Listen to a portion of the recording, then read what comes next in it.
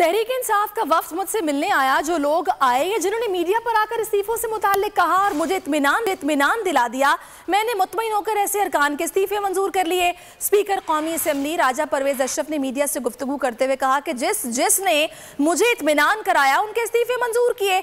मुझसे बहुत से पीटीआई अरकान ने राबता करके कहा है वो अभी सोच रहे हैं। राजा परवेज अशरफ से सवाल किया गया कि इमरान खान ने वापसी का इंदिया दिया तो आपने इस्तीफे मंजूर कर लिए।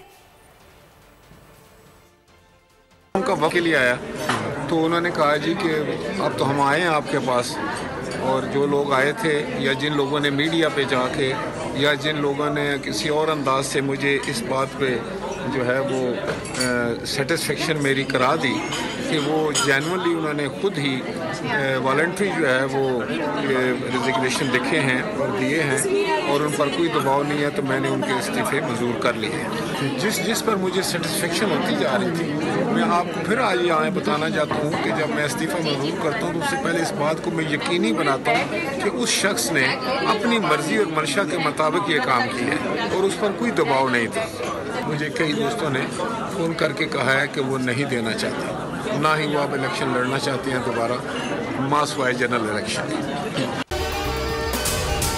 अगर आपको ये वीडियो पसंद आई है तो हमारे चैनल को सब्सक्राइब कीजिए और बेल आइकन पर क्लिक कीजिए।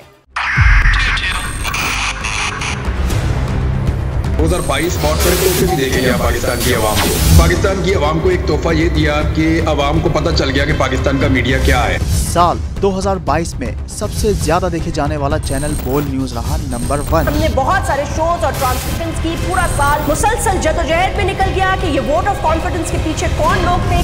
तोड़े रेटिंग के सभी रिकॉर्ड। सोशल मीडिया पर भी सबसे ज्यादा तेजी से 2.4 बिलियन व्यूज का संगे मील अबूर किया।